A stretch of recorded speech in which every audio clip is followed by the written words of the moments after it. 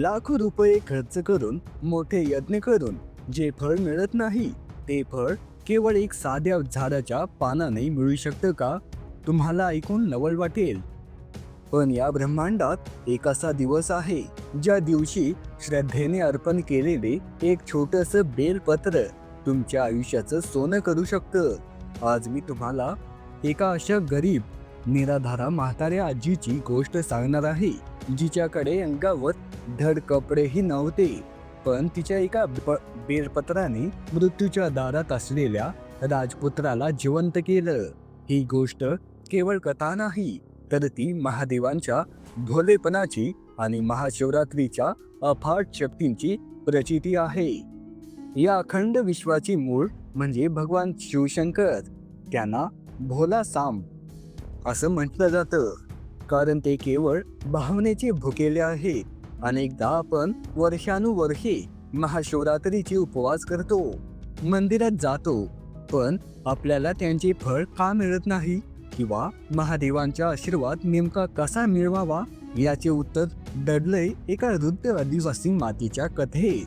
खूप वर्षांपूर्वीची ही गोष्ट आहे. एका घनदाट जंगलात एक अत्यंत वृद्ध आजी राहायची. गरिबी इतकी भीषण होती की तिच्याकडे नेसायला धड लुगडंही नव्हतं. झाडाची पाने अंगाभोवती गुंडाळून ती आपली लाज राखायची. दिवसभर जंगलात काबाड कष्ट करायचे, लाकडं गोळा करायची आणि शहरात जाऊन विकायची. यावर तिचा उदरनिर्वाह चालायचा. एके दिवशी ही आजी लाकड विकण्यासाठी शहरात आली असताना एका शिवमंदिराबाहेर थांबली होती. तिथे एका साधू महाराजांचे प्रवचन सुरू होते. महाराज सांगत होते, मानवी जन्म मिळाला आहे तर एकदा तरी अन्नदान करा, भगवंताची सेवा करा, महादेवांचा जलाभिषेक करा. जर हे काही जमलं नाही तर तुमचं जीवन व्यर्थ आहे. जसं पशु पक्षी येतात आणि मरून जातात, तसंच तुमचंही होईल. हे शब्द त्या आजीच्या कानाला तापलेल्या तेलासारखे पडले. तिच्या डोळ्यातून पाणी वाहू लागलं. ती मनातल्या मनात महादेवाला म्हणू लागली, हे भोल्या शंकरा, माझ्याकडे तर अंगावर घालायला कापड नाही, पोटभर अन्न नाही, मग मी अभिषेक कुठल्या पैशाने करू? मी अन्नदान कसं करू? माझं जीवन तर मग व्यर्थच जाणार की काय? ती आजी रडत असताना महाराजांचे पुढचे शब्द तिच्या कानावर पडले. महाराज म्हणाले, ज्यांच्याकडे धन नाही त्यांनी घाबरू नका. जर तुम्ही महादेवांच्या एखाद्या खऱ्या भक्ताची सेवा जरी केली तरी महादेव प्रसन्न होतात. किंवा महादेवांच्या मंदिरात जाऊन फक्त साफसफाई जरी केली तरी तुम्हाला यज्ञाचे फळ मिळते. हे ऐकताच आजीच्या जीवात जीव आला. तिने ठरवलं की मी आता महादेवांच्या भक्तांची सेवा करणार. ती पुन्हा जंगलात गेली. तिला एका आश्रमातून ओम नमः शिवाय चा जप ऐकू आला. तिथे एक तपस्वी साधू राहत होते. आजीने विचार केला की आपण यांची सेवा करावी, पण साधू तर तिला सेवा करू देणार नाहीत. हे ओळखून ती एक युक्ती करू लागली. पहाटे साधू महाराज नदीवर स्नानाला गेले की ही आजी गुपचूप आश्रमात यायची. सगळा परिसर झाडून काढायची, नदीवरून पाणी भरून ठेवायची आणि साधू परत येण्यापूर्वीच निघून जायची. असे अनेक दिवस चालले. साधू महाराजांना आश्चर्य वाटलं की रोज अनुपस्थितीत ही सेवा कोण करते. एक दिवस ते लपून बसले आणि त्यांनी पाहिलं की एक थरथरणारी म्हातारी आजी, जिच्या अंगावर झाडांची पानं आहे, ती मोठ्या कष्टाने पानाचे हांडे भरते. महाराज बाहेर आलेत आणि त्यांनी विचारलं, माते, तू हे का करतेस? आजीने रडत रडत आपली व्यथा सांगितली. तेव्हा महाराजांनी सांगितलं, आजी, आम्ही संन्यासी आहोत. आम्ही स्त्रियांकडून सेवा करून घेत नाही. पण तुझी भक्ती पाहून मी तुला एक उपाय सांगतो. काही दिवसातच महाशिवरात्री येत आहे. त्या दिवशी तू फक्त एक बेलपत्र श्रद्धेने महादेवांना अर्पण कर. तुला 1000 अक्षमेध यज्ञाचे पुण्य मिळेल. आजी आनंदाने नाचू लागली. ती महाशिवरात्रीची वाट पाहू लागली. तो दिवस उजाडला आजीने मोठ्या भक्तीने बेलाच्या झाडाची पूजा केली. एक सुंदर बेलपत्र तोडलं आणि थरथरत्या पावलांनी शिवमंदिरात गेली.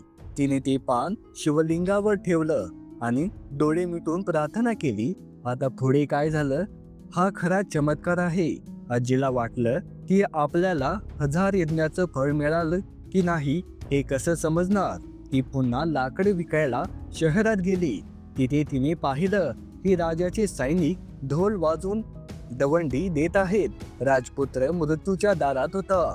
त्याला असाध्य आजार झाला होता की तो कोणत्याही औषधाने बरा होत नव्हता. राज्य ज्योतिषाने सांगितलं होतं की जर एखादी व्यक्ती आपल्या 5 अश्वमेध यज्ञाचे पुण्य या राजपुत्राला दान करेल तरच तो वाचेल. पूर्ण राज्यात कोणीही असं पुण्यवान नव्हतं. आजी तिथे गेली आणि म्हणाली, मी माझ्या पुण्याचा हिस्सा द्यायला तयार आहे. सैनिक तिच्यावर हसले. तुझ्यासारखी भिकारीन काय पुण्य देणार. पण आजीने हट्ट धरला आणि ती दरबारात पोहोचली. राजाने विचारलं, माते तुमच्याकडे 5 यज्ञाचं पुण्य आहे का. आजी म्हणाली, महाराज माझ्याकडे ते 1000 यज्ञाचं पुण्य आहे. कारण मी महाशिवरात्रीला महादेवाला बेलपत्र वाहिलं आहे. तिने पाणी हातात घेऊन संकल्प सोडला आणि राजपुत्राच्या नावाने 5 यज्ञाचं पुण्य अर्पण केलं. आणि आश्चर्य, जो राजपुत्र शेवटच्या घटका मोजत होता तो क्षणात ताट उठून बसला. जणू काही त्याला नवजीवनच मिळालं होतं. राजा आजीच्या पाया पडला आणि म्हणाला, माते तुला काय हवं ते माग. सोनं चांदी जमीन सगळं काही देतो. आजी शांतपणे म्हणाली, महाराज मला यातलं काहीच नको. माझ्या देवाने मला जे दिलंय त्यातच मी समाधानी आहे. फक्त एकच करा, मी उद्या जिवंत असेन किंवा नसेन पण दर महाशिवरात्रीला माझ्या नावाने महादेवाला एक बेलपत्र वाहत जा. मित्रांनो, ही कथा आपल्याला शिकवते की देव तुमच्याकडे पैसे किंवा सोन्याचा अभिषेक मागत नाही, तर तो फक्त तुमचा भाव पाहतो. 1000 अश्वमेध यज्ञ करणे सामान्य माणसाला शक्य नाही, पण महाशिवरात्रीच्या दिवशी श्रद्धेने वाहिलेले एक बेलपत्र तुम्हाला ते फळ मिळवून देऊ शकतं. या महाशिवरात्रीला तुम्हीही वेळ काढा, उपवास करा, शक्य असल्यास अभिषेक करा. पण काहीही जमलं नाही तर किमान एक बेलपत्र तरी श्रद्धेने अर्पण करा आणि ओम नमः शिवायचा जप करा. महादेवांची कृपा तुमच्यावर नक्की होईल. तुम्हाला ही कथा आणि ही माहिती कशी वाटली कमेंट्समध्ये नक्की सांगा. आणि कमेंट्समध्ये ओम नमः शिवाय लिहायला विसरू नका. आणि अशाच प्रेरणादायी आणि धार्मिक कथांसाठी आमच्या चॅनलला सबस्क्राईब नक्की करा. धन्यवाद. जय हिंद, जय महाराष्ट्र.